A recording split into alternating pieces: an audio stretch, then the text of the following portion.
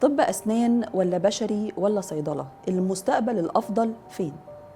دي الحيرة بتاعت ثانوية عامة دلوقتي دي طبعًا يعني، ومش الطالب بس لأ ولي الأمر بيبقى في حيرة صحيح. أكتر من احنا بنكون أكتر محتارين من أكتر من ولادنا.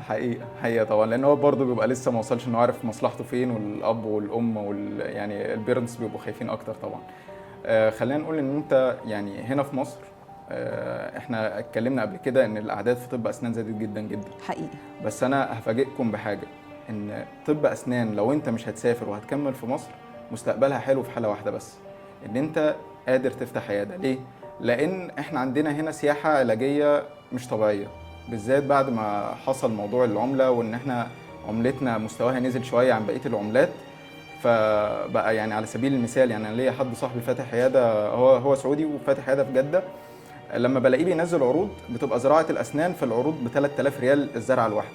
3000 ريال دي تعادل بعملتنا مش عارف حوالي 35 أو 40 ألف جنيه تقريبا. فالمواطن السعودي بدل ما يروح يدفع 3000 ريال في زرعة واحدة يعادلها بالمصري 40 ألف جنيه يجي يعمل بها بقه كله. ده أسنانه كلها. أسنانه كلها ويجي يتفسح ويقعد فبقى هو ده اللي بيحصل. عندنا سياحة علاجية بالنسبة لطب الأسنان جميلة جدا، بس ده في حالة إن أنت مقتدر إن أنت تفتح عيادة. فهتبقى طب أسنان أحسن لك. طيب أنا مش مقتدر إن أنا أفتح عيادة وحالتي المادية يعني أنا حتى لو فتحت عيادة هتبقى عيادة على القد، مش العيادة اللي أنا هعرف أشتغل بيها سياحة وإن أنا أستقبل ناس من بره وكده. ففي الحالة دي بقى إن أنت مش قادر إن أنت تفتح عيادة تليق بإن أنت تستقبل الناس من بره مصر وتعمل سياحة علاجية، ما أنصحكش بطب أسنان.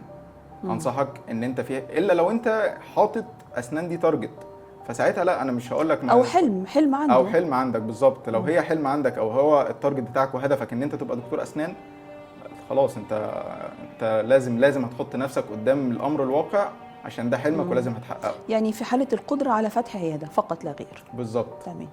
طيب انت مش عندك تارجت ان انت تدخل اسنان ولا هو ده حلمك، وجايب مجموع يدخلك بشري ويدخلك اسنان ويدخلك صيدله وانت محتار تدخل ايه، يبقى ابعد اسنان على جنب وقارن بين بشري وصيدله. نبعدها من الاختيار خالص، يبقى معانا اختيارين، بشري وصيدله.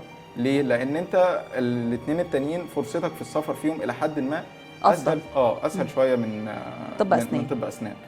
وطب اسنان زي ما قلنا ان هي محتاجه تكاليف اثناء الدراسه واثناء بعد الدراسه عشان انت هتضطر ان انت تفتح مشروعك اللي هو العياده. جميل. لكن انت طب بشري انت مجرد ما خلصت في هنا سواء في مصر هنا في مستشفيات ما شاء الله كتيره محتاجه طب بشري. بره مصر انت مجرد ما خدت الماجستير انت هتلاقي 1000 عرض عايزينك هم اللي بيطلبوك، مش انت اللي رايح بتعرض نفسك زي عندنا في اسنان. صيدله برضو الى حد ما يعني السفر يعني كويس بالنسبه لهم، شركات الادويه والصيدليات بيبقى مش محتاج ان هو يعمل ماجستير والكلام ده مش هيفيد هم، بس في صيدله بيحتاجوا اكتر خبره. فلو انت اثناء وانت طالب في كليه صيدله لو انت نزلت مثلا من سنه ثالثه اتدربت في صيدليه وخدت سنتين خبره قبل التخرج، بعد التخرج كمان سنتين او 3 فهتلاقي نفسك ان انت قادر ان انت تقدر تسافر تشتغل بره في اي دوله. صحيح. فساعتها فاضل بين بشري وبين صيدله. ما تحطش اسنان في الخطه الا لو انت اسنان بالنسبه لك ده تارجت وهدف او حلم انت عايز تحققه. مظبوط.